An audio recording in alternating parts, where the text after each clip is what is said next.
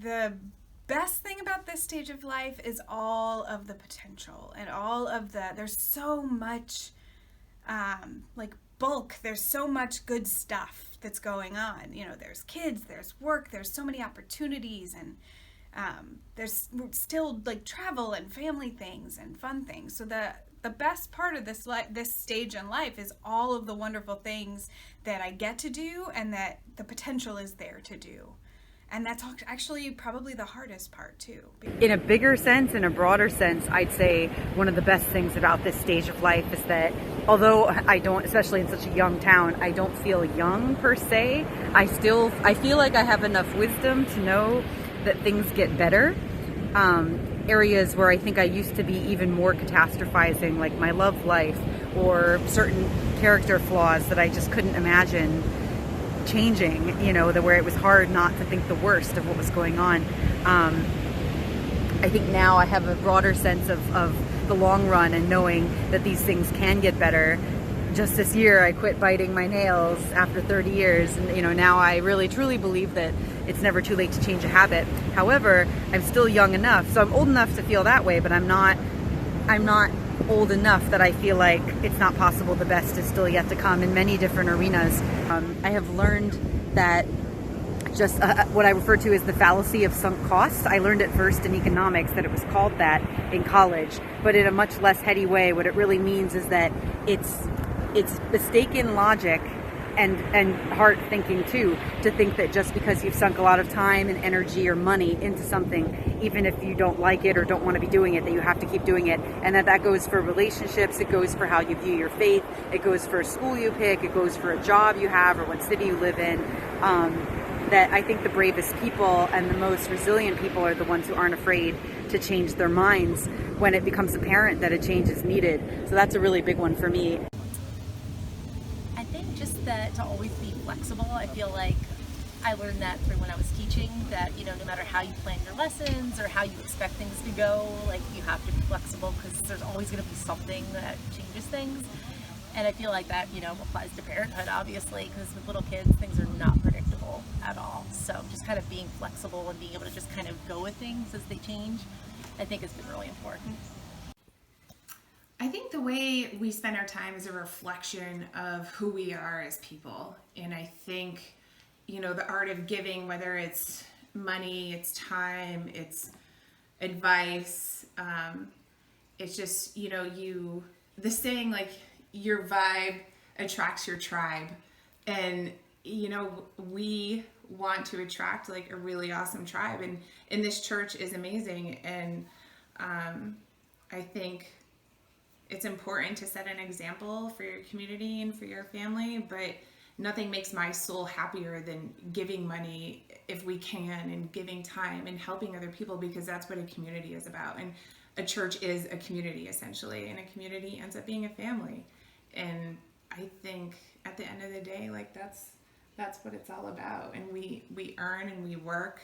And what is it for? It's always to give something, whether you're giving something to your children or you're caring for your elderly parents. Like we're constantly giving. It's just, I ask you, like, what are you focusing on and what are you giving? Because that's a reflection of you. Time and help is very important, because not only are you giving back, but maybe the people who you're helping with teach you a lesson at the same time.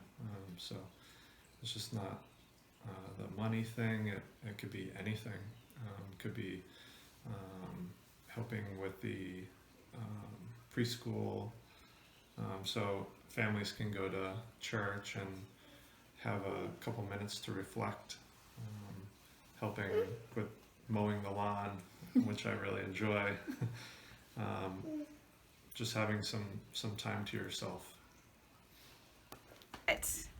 I think it's really important because for a number of reasons, but I think what keeps me going is how many experiences I've had where I didn't feel like I had anything to give, and I didn't feel like I gave anything, and I received so much. And again, it may not be something I was aware of at the time, but it's something I was aware of after the fact. Just in retrospect, hindsight's always 20/20, right? Mm-hmm. So that piece I think motivates me a lot. Whether it's time and talents or giving of finances, I've never had a ton to give financially, but I'm at a stage in my life now where I have a little bit that is I can give consistently, and I feel like the most important thing is for me to do that, to give what I can consistently so that my church can rely on me the way that I rely on it.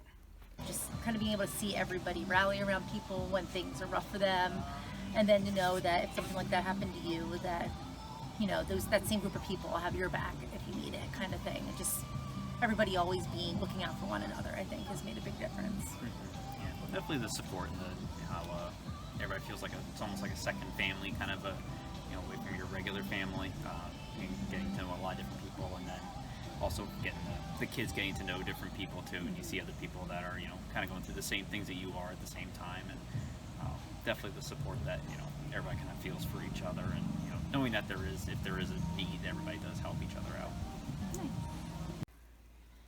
I think the difference that the church has made in my life has been quite profound as a person, but just renewed my faith in everything. When Isla was sick, when she was 4 months old, we went to the hospital, and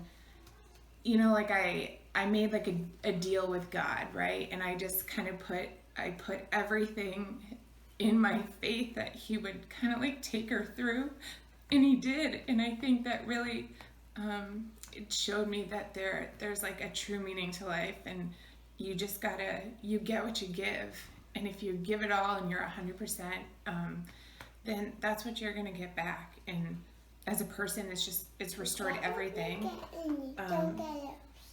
You're right. You get what you get, and you don't get upset, right? So that's like God's lesson, I think, right?